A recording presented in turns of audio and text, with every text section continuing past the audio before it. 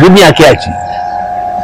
حال دنیا را بپرسیدم از یک فرزانہ، گفت ای خوابیست یا بادیست یا افسانہ.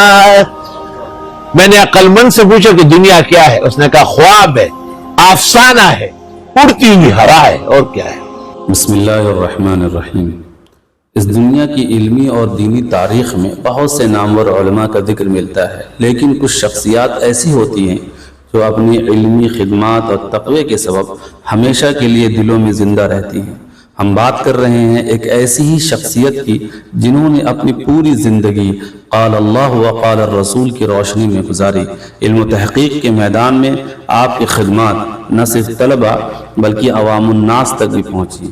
وہ ہیں اسلام کے عظیم اسکالر، شیخ الحدیث و تفسیر حضرت مولانا مفتی محمد زرولی خان صاحب رحمۃ اللہ علیہ. آئیے ہم ان کی زندگی کے چند اہم پہلوؤں پر نظر ڈالتے ہیں.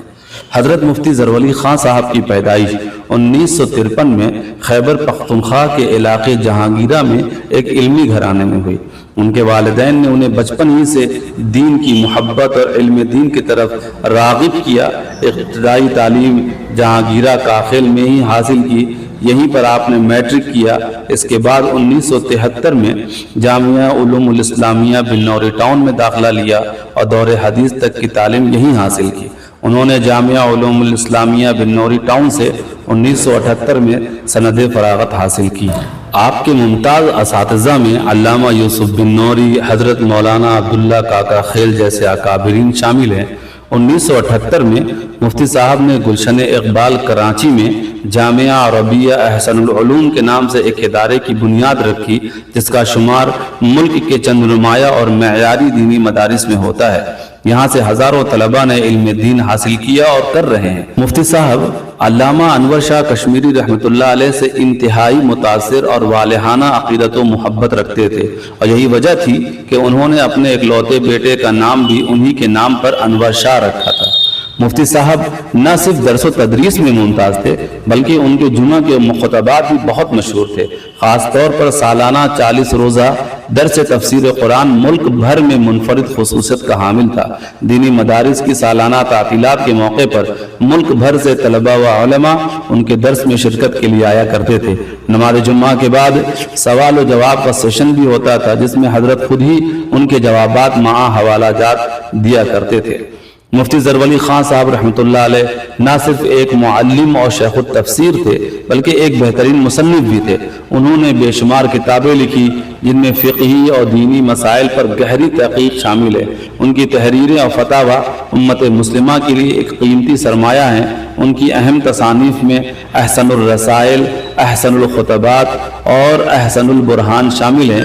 ان کی یہ کتابیں آج بھی علم و تحقیق کے میدان میں ہم سب کی بہترین رہنمائی کا ایک اہم ذریعہ ہے. کچھ عرصہ قبل آپ کو سانس لینے میں دشواری کا مسئلہ درپیش ہوا، لیکن اس کے باوجود آپ آکسیجن لگا کر دروس کا سلسلہ جاری رکھتے رہے.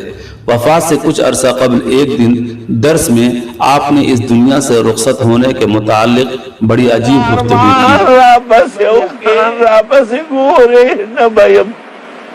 ارمان کرو گے جان ڈھونڈو گے پھر ملے گا نہیں. آپ گزشتہ دنوں ایک بار پھر طبیعت بگڑنے پر ایک اسپتال میں آپ زیر علاج تھے، لیکن پھر دل کا دورہ پڑنے کے سبب آپ 67 سال کی عمر میں 7 دسمبر 2020 کو کراچی کے اسپتال میں اس دار فانی سے کوچ کر گئے. آپ کی نماز جنازہ 8 دسمبر کو آپ ہی کے ادارے جامعہ عربیہ احسن العلوم میں ادا کی گئی، جس میں لاکھوں کی تعداد نے شرکت کی، جس میں عوام و خواص کے ساتھ ساتھ دنیا بھر سے لوگ شریک ہوئے. ان کی وفات پر دنیا بھر سے علماء کرام اور سیاسی شخصیات نے گہرے دکھ کا اظہار کیا.